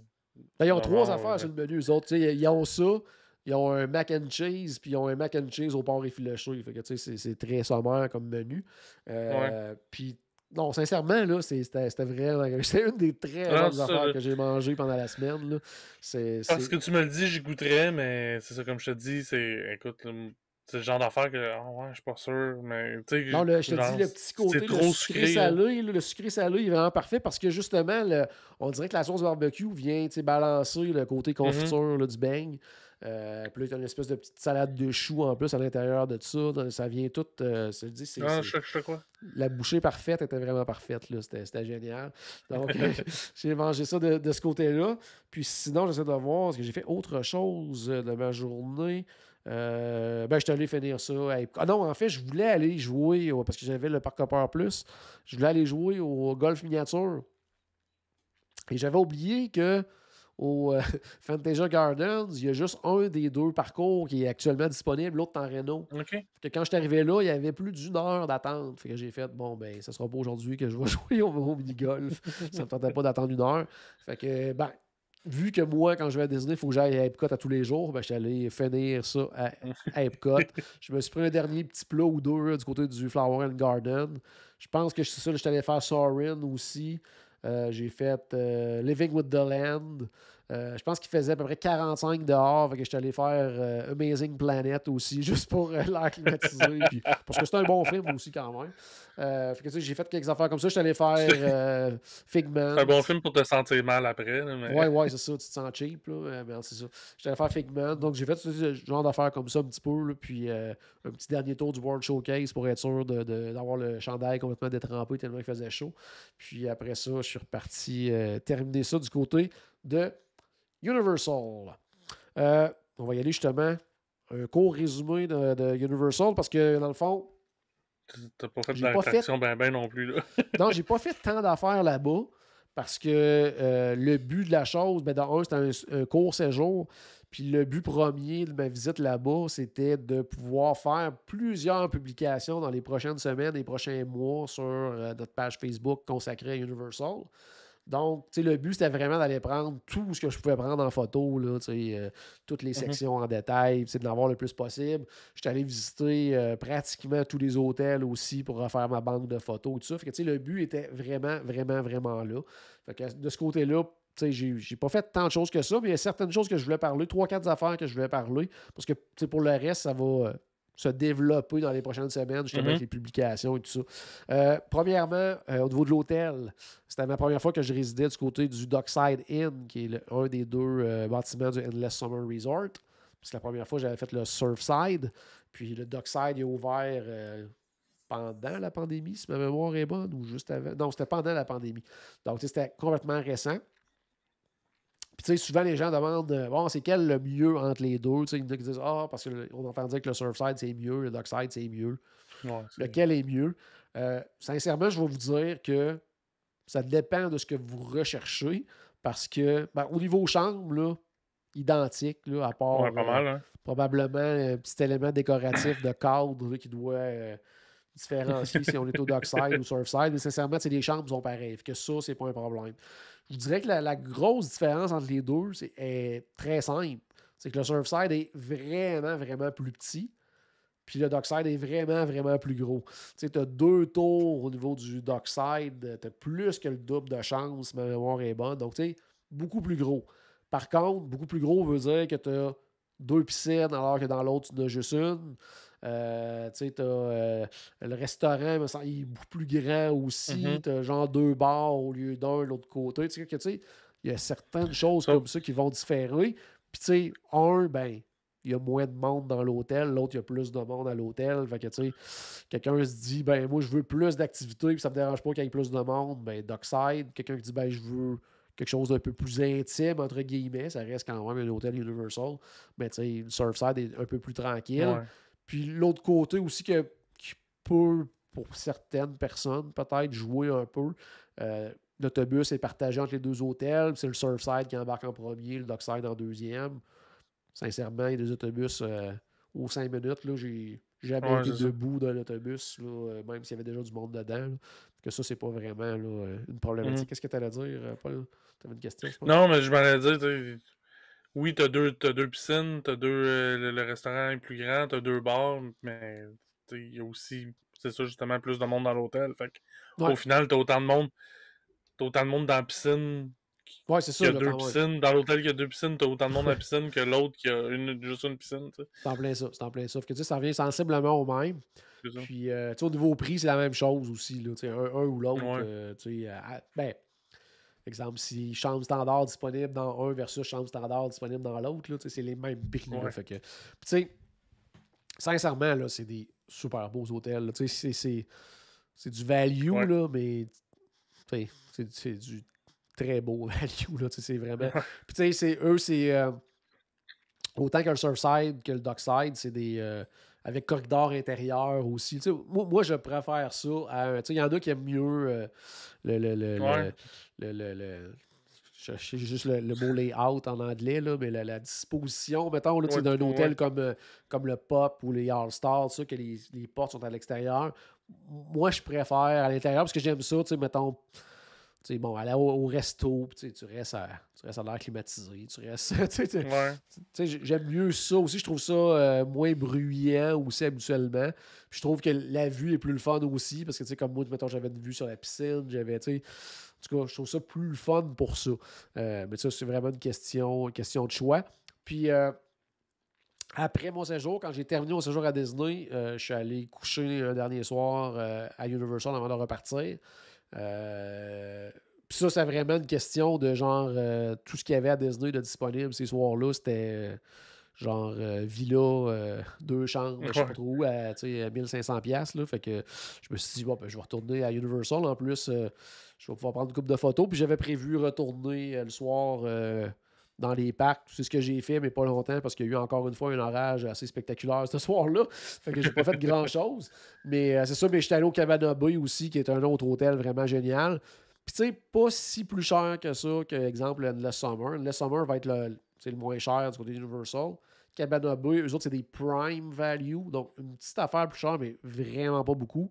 Puis souvent, tu sais, je vais dire, mettons, à quelqu'un qui hésite entre ces hôtels-là, parce que le prix n'est pas si différent. Cabana Bay est un petit peu plus cher, comme je le disais. C'est-à-dire que la différence majeure, c'est quelqu'un qui dit, moi, mettons, je fais un court séjour, peu importe, ou, je vais être dans les parcs là, du matin au soir, puis je veux juste une chambre pour dormir. Endless Summer, c'est parfait. Puis même si on veut profiter de l'hôtel, comme je disais, il y a piscine, ça, c'est super bien quand même. Ça reste pas un taudis. C'est ça, non, vraiment pas. Puis c'est neuf, là. Je veux dire, dans les deux cas, c'est neuf, là. Mais Cabana Bay, c'est quelqu'un qui dit, oui, je vais aller dans les parcs, mais je veux profiter de l'hôtel, puis je veux qu'il y ait de quoi faire à l'hôtel. Parce que, tu sais, il y a 2 piscines au Cabana Bay, il y a une Lazy River, tu peux aller jouer au quai, tu sais, dehors, il y a des tables de ping-pong, il y a des tables, tu sais, il y a plein d'affaires à faire au niveau du Cabana Bay, tu sais, beaucoup plus il y a plus de bars aussi, il y a plus, tu sais, il y a plus de choses à faire. Fait que quelqu'un qui dit, moi, je vais vraiment profiter plus de l'hôtel, ben ça, à ce moment-là, tu sais, Cabana Bay, ou, mettons, entre adultes, Aventura Hotel, juste à côté. Sabrina qui demande est-ce que les prix d'hôtel sont comparables à Disney. Je dirais même souvent une petite affaire moins chère qu'à Disney. Encore là, tout dépendant des dates et tout ça, là, mais habituellement, une petite affaire moins chère que Disney. Puis surtout, pour les familles plus que 4, là, mettons, pour 5, là, ils ont des options pas mal plus abordables que Disney. Fait que ça, c'est le fun aussi à ce niveau-là. Puis c'est vraiment des beaux hôtels, là, Universal. Là, puis le gros avantage aussi de Universal, puis à chaque fois que je suis là, je fais tout le temps, c'est incroyable, là, c'est le transport. Là, puis l'accessibilité aux hôtels. Tu es à côté de tout. Tu sais, le Endless Summer, là, c'est le plus loin. Puis c'est 5 minutes en autobus. Là. Puis les autobus, là, il y en a tout le temps. Tout le temps. Tu sais, t'arrives, l'autobus est là, puis t'en as un autre qui attend en arrière pour prendre la place. Tu sais, il y a toujours des autobus. J'ai jamais attendu un autobus à Universal. Jamais. Il y a toujours un autobus. Là. Quand on compare avec Disney, c'est que c'est ça. C'est que Disney, c'est tellement grand. Ah oui, c'est ça. C'est pas comparable parce que ils ont du terrain dans le Ils payent pour, en quelque sorte, parce que là, les transports, tu sais, du côté de Universal, si t'as 3 autobus par hôtel, c'est tellement cool comme délai que tu vas tout le temps avoir un autobus. Toujours. Puis tu sais, quand tu es au Cabana Bay... pour faire le lien entre Animal Kingdom puis... non, c'est ça marche pas. N'importe quoi à l'autre bout, là, dans le coin de Magic Kingdom. Écoute, si t'as 3 autobus, ça marchera pas. Ça t'en prend 10 minimum. Puis même, mettons, le Endless Summer, c'est pas mal le seul que tu peux pas te rendre à pied. T'sais, les autres, ils ont même des sentiers pédestres, tu peux te rendre à pied. Ça se fait super bien. Fait que ça, c'est trippant. Les hôtels Premier, là, qui est comme un peu l'équivalent des Deluxe à Disney, ben, tu as les bateaux aussi qui t'amènent là-bas. Tu as du transport. Sinon, tu peux, le Hard Rock Hotel, là, je veux dire... Je pense que tu sors du parc Universal Studios, puis d'après moi, en 4 minutes 30, t'es dans l'hôtel, là, à Hard Rock Hotel. Il est dans le City Walk, lui, il me semble. Il est vraiment collé, là. Si t'es en face du parc Universal Studios, il est à droite, là. Puis, quand t'es à l'entrée d'Universal, là, tu vois au travers les arbres, là, tu vois des bouts de bâtiments de l'hôtel. Tu t'es à côté, là. C'est incroyable, là. Fait que ça, c'est vraiment, vraiment le fun parce que, tu sais, t'es dans le parc, là, tu te dis ben je vais aller relaxer un peu à ma chambre ou même me baigner un peu à l'hôtel. Mais en 10 minutes, t'es dans ta chambre. Là, je veux dire, c'est ça. T'as pas de casser la tête. Là. Puis après ça, ben, c'est le même principe. Là, tu es dans ta chambre, tu dis ben là, on va retourner au parc. Hey, tu fais juste descendre, t'arrives, l'autobus est là, il part, t'es à 3 à 5 minutes. T'es là. C'est ça, là. Fait que, tu sais, ce côté-là qui est le fun. Il y a vraiment ce côté-là qui est vraiment trippant, puis que moi, chaque fois, tu sais, je suis là. Hein, ça, c'est vraiment un plus, là. Par contre, ça va changer dans quelques années, parce qu'avec le nouveau parc, Epic Universe, que lui, il va être carrément ailleurs. Là. Donc, lui, ils vont mettre un système d'autobus, puis ils vont avoir au moins un nouvel hôtel dans ce coin-là, probablement plus par la suite. Mais ça va être plus loin. Là. Donc, ça va changer quand même un petit peu, mais ça ne sera pas si loin que ça non plus. Là. Puis sinon, qu'est-ce que je voulais dire au niveau d'Universal? Ben, allons-y pour les choses qui étaient comme plus nouvelles pour moi. La première, c'est la nouvelle attraction de Jurassic Park, là, Velocicoaster, qui est vraiment, vraiment trippant. Montagne russe vraiment hot. Par contre, on va y aller comme il faut avec le point, les bémols et le point négatif tout de suite. T'sais, on n'est pas dans le côté thématique. Là. Il n'est pas du tout. Là. Il est thématisé, mais pas thématisé comme Guardians of the Galaxy, maintenant. Non, vraiment pas. Là, vraiment pas. On est plus proche du Six Flags. Là. Ouais, c'est ça. Puis je trouve ça vraiment dommage parce que la file d'attente, le pre-show, c'est malade. Là. C'est vraiment cool. Là. Vraiment, vraiment, vraiment cool.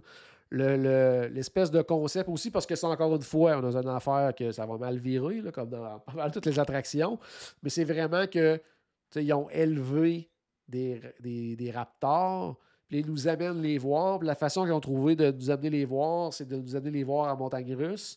Puis là, le personnage, je ne sais pas son nom dans ce film-là, c'est encore Chris Pratt, là, dans les nouvelles attractions, surtout avec Chris Pratt. Il y a comme une thématique là, dans tes affaires. Comme une thématique. Lui, il est vraiment pas d'accord avec ça, puis il nous avertit que ça va mal virer, tout ça, et ça vire mal. Mais c'est ça, tout est hot au niveau de la file. On voit des audio animatroniques de Raptor qui sont super bien faites. Quand on est à l'extérieur et qu'on voit les véhicules partir, un peu sur le principe, exemple, de Navi River Journey, là, avec des projections, des écrans, mais super bien faits, là. On voit le train partir, puis on voit des Raptors partir à la course. Cool. Ils courent après, mais une fois que tu es dans le train, c'est pas mal là que ça s'arrête. Le reste, c'est très audio. Tu vas entendre des Raptors comme s'ils courent après. Mais les seuls Raptors que tu vas voir une fois ou deux dans l'attraction, ben, ils sont immobiles. Là, ça bouge pas. Ça aurait été hot, là, mettons, là, de garder ce principe-là, là, mais de rajouter que ce soit 2-3 fois là, pendant l'attraction que tu passes à travers, même si c'était une très petite pièce, là, un petit tunnel, n'importe quoi, que là, il se serait passé quelque chose. Là, de voir des Raptors, d'avoir des effets, ça aurait été vraiment trippant. Mais quand on parle, là, on est ailleurs au niveau de Montagne Russe. Quand on parlait de Disney tantôt, là, disons que moindrement, quelqu'un qui est pas très, très, très sensation forte, là, tu peux voir ta vie défiler là, dans Velocicoaster. Là, je veux dire, non, c'est de la vitesse, de la hauteur, des loops, c'est vraiment hot. Qu'est-ce que tu as à dire? Ben, tu sais, je me disais, parce que si je compare avec la dernière attraction qui avait sorti avant ça, du côté d'Universal, c'est Hagrid, que là, au niveau de la thématisation du roller coaster, écoute, on est à un haut niveau, mais là, j'ai l'impression qu'ils ont comme échappé à la balle. Là. Ben, je te dirais oui à ce niveau-là, puis c'est ça que je trouve dommage parce que justement, le pre-show, tout ça est vraiment cool. Mais après ça, quand tu penses juste à, oublie les à-côté de l'attraction, pense à la ride en tant que telle. Je veux dire, c'est débile. Là. C'est vraiment débile. C'est les hauteurs. Moi, je dirais que la seule chose pour moi, parce que comme je disais tantôt, moi, je suis pas j'adore les montagnes russes, mais le niveau peut-être comme Disney et tout ça. Là, j'étais pratiquement un peu à ma limite, là, dans le sens que moi, ce que j'aime moins dans une montagne russe, quand c'est une montagne russe pour être une montagne russe, là, c'est l'effet de flotter dans les airs. Là. Mais ça, là, tu l'as souvent. Dans celui-là, là, que tu dis, my God, je suis attaché comme il faut. Là, ça va-tu vraiment me tenir, tout ça? Là? Ça, tu le sens vraiment beaucoup. Là. Mais donc, quelqu'un qui, justement, aime pas ce type d'attraction-là, au moins faire la file d'attente, parce que de ce que tu dis, le gros de l'attraction est dans la file d'attente. Oui, vraiment. Ouais, non, c'est vraiment cool. Puis le pre-show est trippant. Puis, tu sais, quand je sortais de là, après ça, je me suis dit, c'est-tu volontaire ou c'est un curieux hasard? Mais c'est carrément... Tu sais, le pre-show, là, c'est carrément l'opposé du pre-show de Dinosaur à Disney. Dans le sens que dans Dinosaur à Disney, t'as l'espèce de gars scientifique que lui, il veut déjouer les règles pour pouvoir t'amener à faire quelque chose. Puis là, c'est comme le contraire. T'as comme le gars qui fait non, faut pas leur faire ça parce que ça va mal virer, puis blablabla. Mais tu sais, c'est un peu le même principe parce que t'as deux personnes qui se parlent puis qui sont comme à Dinosaur, t'as la scientifique qui dit non, faut pas faire ça, puis t'as l'autre qui veut te le faire faire. Puis là, c'est comme les rôles sont inversés d'un côté, mais le pre-show est très, très similaire quand même à ce niveau-là. Fait que je ne sais pas si c'est vraiment voulu, parce que de l'autre côté, comme je disais... Ça fit avec la narrative du film. C'est ça, mais en même temps, le principe souvent de ces types d'attractions-là, c'est souvent ça, c'est qu'on vous amène de faire une expérience de quelque chose, puis ça vire mal. Fait que, tu sais... En fait, c'est pas mal... L'histoire de Jurassic Park puis de Jurassic World, là, c'est pas mal ça. C'est en plein ça. On a de quoi de super cool, mais ça va mal virer. Là. C'est en plein ça. Puis la dernière chose que je voulais dire aussi sur Velocicoaster, c'était de l'extérieur, je voyais, parce que quand on voit, là, il y a une espèce de montée là, qui est totalement hallucinante. Là, mais tu te dis, souvent, ces espèces de grosses montées-là, c'est le début de la montagne russe. Mais là, dans ce cas-ci, de la façon que je le visualisais, j'étais là, c'est pas le début. Je dis comment qu'on va le faire? On va-tu complètement arrêter puis nous remonter tranquillement, pas vite? Oh, que ce n'était pas ça. Oh, que non. Là, c'est vraiment le principe un peu genre Slinky Dog Dash, là, c'est-à-dire qu'il nous relance là, en cours à mi-parcours presque. Puis là, c'est à ce moment-là qu'on fait cette espèce de montée-là que, sincèrement, je n'ai pas eu le temps de voir monter parce que ce bout-là, je pense, c'est le bout le plus vite que j'ai jamais fait en montagne russe. T'as rien vu, t'as perdu connaissance. Eh my God, on te lance, là, ça n'a aucun bon sens, que t'as même pas le temps de réfléchir, puis t'es déjà en train de descendre à l'envers. Puis après ça, on t'amène de faire des loops, la tête en bas, au-dessus de l'eau. Non, c'est vrai.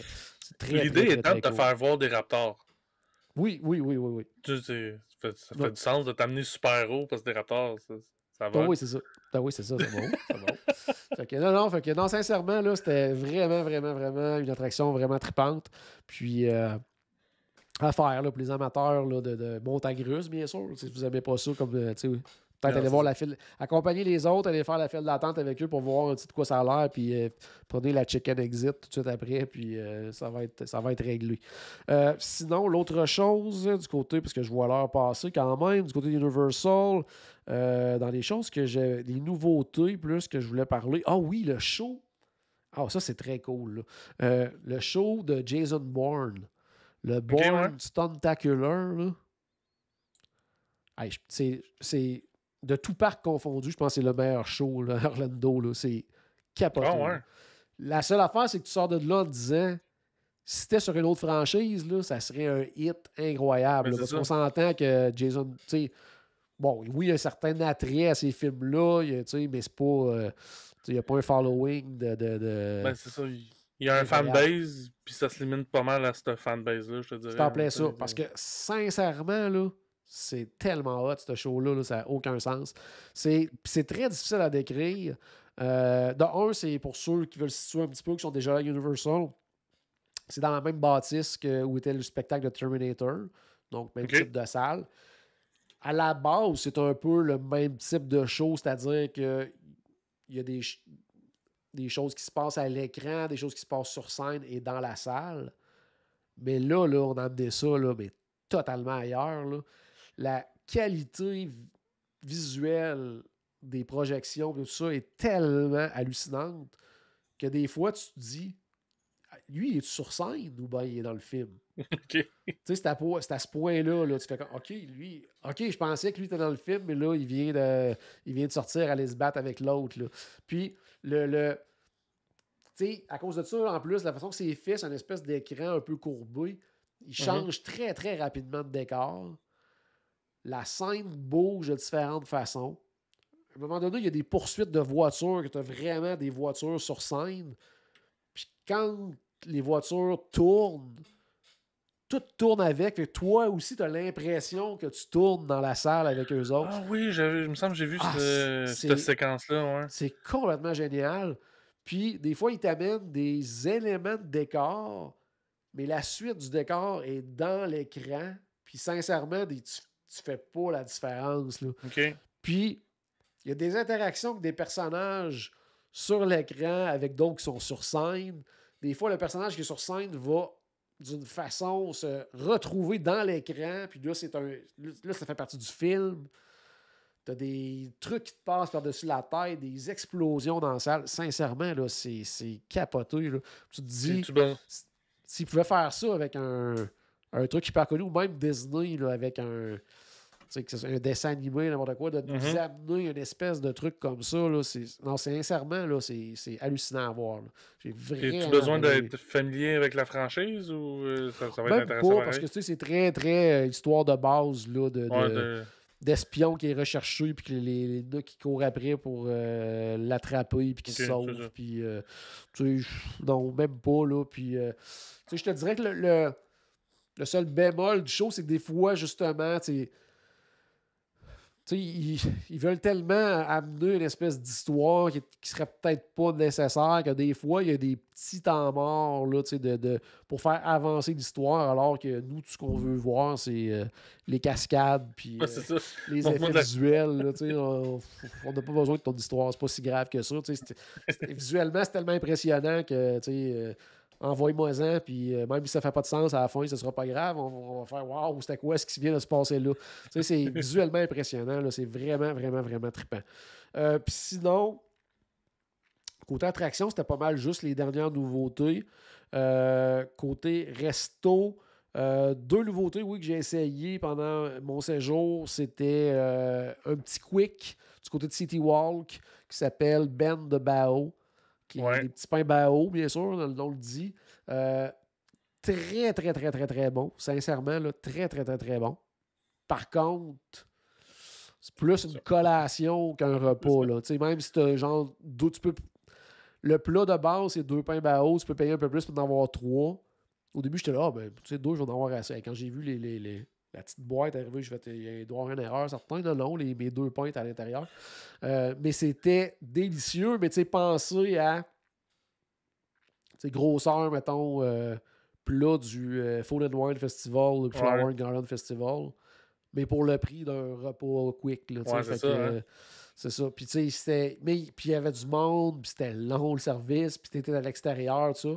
Fait que, en tout cas, si c'est le genre d'affaire qui vous fait triper, à la limite, une collation qui est un peu chère, mais c'était très, très, très, très bon. Mais, tu sais, c'est pas un repas, là, à moins d'en prendre plusieurs, puis là, ça va vous coûter une beurrée. Mais il y avait ça. Puis l'autre resto, que, en fait, j'étais allé souvent du côté bar laitier. C'est le Toothsome Emporium Feast and Kitchen. En tout cas, le nom est tellement long, je ne me souviens pas du nom complet. Ouais. Mais j'avais jamais été dans la salle à manger en tant que telle. Puis c'était excellent. Sincèrement, là, allez-y. Là, c'est un super bon. Le décor est vraiment génial. Des espèces de personnages là, qui viennent te voir aussi pendant le repas, là, un robot qui vient de jaser avec une femme qui l'accompagne. Tu sais, il y a toute une thématique autour du resto qui est quand même trippante. Un resto à 2 étages. Vraiment le fun. Puis la bouffe est vraiment très, très bonne. Vous allez retrouver aussi... moi, c'est pas des choses que j'ai... Puis curieusement, parce que normalement, c'est le genre de choses probablement que j'aurais essayé. Là, je viens de penser à ça. Je sais pas pourquoi je suis pas allé dans cette optique-là. Mais il y a certains plats, tu sais, qui vont intégrer le chocolat même, là, des viandes avec une sauce au chocolat, des choses comme ça. Puis moi, je suis vraiment allé ailleurs, mais il a fallu que j'essaye parce qu'il y avait des choux de Bruxelles en entrée. Je disais, oh my God, je vais essayer ça. Très, très, très, très bon. Carrément ailleurs de ceux de notre cher Polite Pig. Mais super bon, tu sais, une petite sauce mayo avec jalapenos, avec un petit fromage mexicain, tout ça. Tu sais, c'était super savoureux, tout ça. Un pain de viande en entrée avec pommes de terre, oignons croustillants, tout était bon. Et le dessert, le milkshake de 2 pieds et quart à peu près, là, qui t'amène... Au chocolat. Moi, j'ai pris... c'était quoi déjà? Guimauve et Rice Krispies. Là, fait que j'avais carrément un carré de Rice Krispies au complet dans mon... la part, il passait au travers. Là, puis à l'intérieur, il y avait des petites guimauves. En tout cas, c'était vraiment très, très bon. Mais tu sais, à un moment donné, c'est les gros. Ils devraient offrir des différentes grosseurs parce qu'ils sont vraiment, vraiment gros, leur milkshake. Là. Quand c'est ton 3e service dans le repas, là, ça commence à être pas mal, mais super, super, super bon. Sinon, j'essaie de penser s'il y avait autre chose à parler du côté de Universal. Pour le reste, là... ça va être pas mal des pauses, hein? Ouais, ça va être pas mal des publications, puis... j'essaie de voir s'il y avait des petites nouveautés ou quoi que ce soit. Tu sais, pas vraiment à ce niveau-là. J'ai fait à Grid aussi parce que j'ai pas le choix. Là, quand on va à Universal pour faire à Grid, là, c'est tellement une belle attraction. Là, vraiment, vraiment le fun. Mais c'est ça. Pour le reste, je pense que ça fait pas mal le tour là, de ce court séjour à Universal. Comme je disais, pour le reste, ça va être des publications dans les prochaines semaines, prochains mois, jusqu'à ma prochaine visite qui devrait normalement être à l'automne, là, parce que j'aimerais ça faire quelque chose pour les Halloween Horror Nights, là, puis peut-être être accompagné de quelques personnes de l'équipe là, pour faire petite formation maison, peut-être pour les gens qui veulent découvrir Universal puis l'offrir aux autres aussi. Fait que ça, c'était pas mal dans les plans. Mais dans les deux cas, ça a été très court, mais très le fun. Puis les banques de photos sont mises à niveau, mises à jour. Puis c'est ça. Si vous êtes vous écoutez le podcast depuis longtemps, que vous êtes jamais allé du côté d'Universal, là. Il y a vraiment des choses trippantes. Puis, il ne faut pas, puis ça, je le répète souvent, mais il y a peut-être des gens qui n'écoutent pas depuis si longtemps que ça, ou quoi que ce soit. Mais il ne faut pas le voir comme un Disney numéro 2, parce que c'est pas ça. C'est ça. C'est complémentaire. Ça peut être une destination complète à part. Ça devient de plus en plus une destination ça va complète. l'être vraiment dans... c'est quoi, c'est 2025 Epic Universe, normalement, que ça va ouvrir? Ouais. Là, ça va le devenir avec... Là, on va être rendu à 3 parcs thématiques et un parc aquatique qui est magnifique et gigantesque. Fait que là, ça va devenir vraiment... Mais c'est ça, on peut le voir comme un complément à, mettons, un 7 jours, 3 jours. Là, 7 jours Disney, 3 jours Universal. On peut carrément passer une semaine complète à Universal. On peut le faire comme on veut. Mais si vous n'êtes jamais allé, c'est vraiment à découvrir. Mais comme je disais, il ne faut pas le voir comme un Disney numéro 2 parce que le niveau de l'immersion n'est pas le même. Quoique des sections comme Harry Potter, je veux dire, c'est aussi bien que Pandora puis Galaxy's Edge et compagnie. Là, je veux dire, c'est ce qui a amené Disney à faire ces lands-là aussi. Là. Donc, c'est ça. Pandora puis Galaxy's Edge, c'est une réaction au monde d'Harry Potter. Ouais. Ça me plaît ça. Il y a Sabrina qui dit, est-ce que tu peux passer 5 jours et être occupé tous les jours? Oui. Oui, mais dans une expérience différente de Disney. C'est-à-dire que dans ton 5 jours, là, ben, tu vas retourner à l'hôtel parce que ton hôtel est à 5 minutes. Fait que ça sera pas juste... Tu sais, si tu me dis, moi, je veux 5 jours, là, puis faire les parcs là, du matin au soir tous les 5 jours, actuellement, tu vas peut-être te rendu au 4e jour, dire, ben là, tu sais, j'ai peut-être fait le tour. Mais si tu veux avoir quelque chose, justement, que tu vas combiner des parcs, tu vas combiner City Walk, tu vas combiner l'hôtel, relaxer, prendre du temps, le soir, aller manger à quelque part. Les autres, ils sont beaucoup axés aussi, ils ont beaucoup de bars, de trucs comme ça.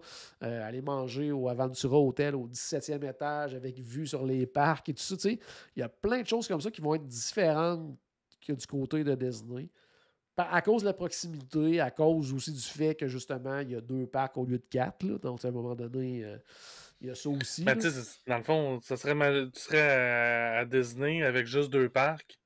5 jours, ça serait la même affaire. Bon, c'est ça, là. T'en plein ça. Fait que, là, je suis capable d'aller faire plusieurs fois le même parc dans le même voyage parce que je l'entrecoupe de plus de parcs. Mais si je le tourne tout le temps entre juste 2 parcs, ça devient vite répétitif à ce moment-là. T'en plein ça. Si tu fais 5 jours Magic Kingdom, Epcot, Magic Kingdom, Epcot, Magic Kingdom, Epcot, ou même si dans le cas d'Universal, tu prends le park to park pour pouvoir se passer d'un parc à l'autre parce que son voisin, puis en plus, sinon tu peux pas faire le train d'Harry Potter, tout ça, donc ça te prend l'option. Fait qu'imagine, si mettons tu faisais ça à Disney de faire le matin j'étais à Magic, l'après-midi je prends le monorail, je m'en vais à Epcot, et tu fais ça pendant 5 jours de suite, mais à un moment donné, 4e, 5e journée, tu vas peut-être dire on retourne ça à l'hôtel, se baigner un peu. Mais c'est ça, c'est comme manger du Polite Pig à tous les jours. Là. Non, c'est ça. C'est correct, tu Polite Pig à tous les jours. Non, c'est vrai. Mauvais exemple. C'est ça. Très mauvais exemple. Mais c'est ça, ça va être différent, mais on l'a fait, nous autres, en famille, là, sincèrement. Puis on se disait, on avait cette crainte-là au début de se dire, parce qu'on était quand même là 8 jours quand on l'a fait là, en famille. On était là, on va dessus. On va se dire à un moment donné, coudonc, on aurait dû faire autre chose. Puis sincèrement, là, on partait de là, puis on se disait, hey, on n'a même pas fait telle affaire, on a oublié de faire telle affaire, on voulait refaire. Fait que, oui, puis ça a été différent justement parce que à Disney, on est là à l'ouverture jusqu'à la fermeture des parcs, alors que là, on prenait du temps pour nous autres, on prenait du temps pour se baigner, puis relaxer. Puis ça. Fait que c'est différent, comme je disais, il ne faut pas le prendre comme un Disney numéro 2. C'est complémentaire, c'est différent, mais c'est dans le. C'est des parcs thématiques, donc le principe est le même avec du divertissement, des spectacles et tout ça, mais c'est pas. Faut pas avoir les mêmes attentes aux 2 endroits, comme probablement quelqu'un qui est jamais allé à Disney et qui fait Universal va arriver à Disney et va peut-être dire oh, il n'y a pas de grosse montagne russe, il n'y a pas de. Ouais, c'est ça. C'est en plein ça, là. Puis, tu sais, il y a quelques années, les gens disaient aussi, tu sais, Universal aussi, les attractions, c'est beaucoup basé sur les écrans. Oui, c'était vrai. Ça, Disney. Mais Disney, tu regardes toutes les dernières attractions, Gardien de la Galaxie, il y a des écrans. Ratatouille, c'est des écrans. Flight of Passage, c'est des écrans. Navy River Journey, c'est des écrans. Mickey Mini, c'est des écrans. Rise of the Resistance, oui, il y a des audio animatroniques, mais il y a beaucoup d'écrans aussi à l'intérieur. Ouais, Faucon Millennium, c'est des écrans. Tu sais, fait que c'est ça. Il était là peut-être eux avant. Mais c'est ça, c'est rendu un peu la norme dans l'industrie aussi. Ils ont développé la technologie, tu sais. Ouais, c'est ça, fait que c'est ça, tu sais. Bon, est-ce que moi, je préfère des attractions avec des vrais décors? Oui, j'aime ça, les audio animatroniques, les affaires comme ça, mais partout, ils en font de moins en moins. Mais tu sais, il y a ce côté-là aussi. Et même les audio animatroniques, c'est des écrans. Tu sais, à ce temps, c'est ça, on est rendu là, fait que... C'est ça, mais fait que, tu sais, c'est ça. Fait que, tu sais, c'était un reproche des fois qu'on entendait il y a quelques années, mais maintenant, tu sais, Disney est rendu là aussi. Donc, c'est ça. Il faut le prendre pour ce que c'est, puis il faut s'amuser. Et les deux endroits sont magiques de toute façon. Donc, ça fait encore une fois un très, très beau séjour. Bien content. Et merci à Disney de l'invitation. Ça a été vraiment fort apprécié. Donc, ça fait le tour, Paul. Oui, cool. Yes. Un court voyage, mais intense. Intense, c'est en plein ça. Fait qu'on va se parler la semaine prochaine. Je ne sais pas si on va avoir eu l'impression que ça fait un mois qu'on ne s'est pas parlé. On va le savoir mercredi à la même heure. Avant de prendre une petite pause, justement, avant ma croisière. Puis après ça, on va essayer de se reparler rapidement. Puis peut-être faire notre fameux spécial de 10 ans avant que Stéphane s'en aille du côté de la Floride à son tour. Puis avant que toi, peut-être que tu ailles autre chose cet été. On est du monde occupé. Ouais, c'est ça.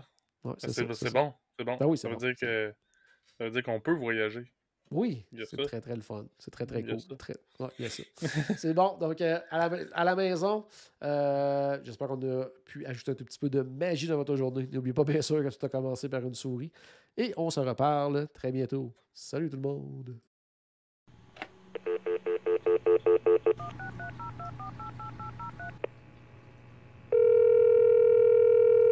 Bonjour, c'était Destination WDW. Tous nos épisodes sont disponibles en archive au destinationswdw.ca. Saviez-vous que vous pouvez nous aider en vous abonnant à notre page Facebook, à notre chaîne YouTube ou en partageant nos épisodes sur vos réseaux sociaux? Ça vous coûte pas une Christie de scène et ça nous fait encore plus plaisir qu'une délicieuse Mickey Bar. Pensez-y! Ça vous coûte pas une Christie de scène et ça nous fait presque autant plaisir qu'un souper au Polite Pig. Pensez-y! Ça vous coûte pas une Christie de scène et ça nous fait presque aussi plaisir que 10 minutes d'attente pour Ratatouille. Pensez-y!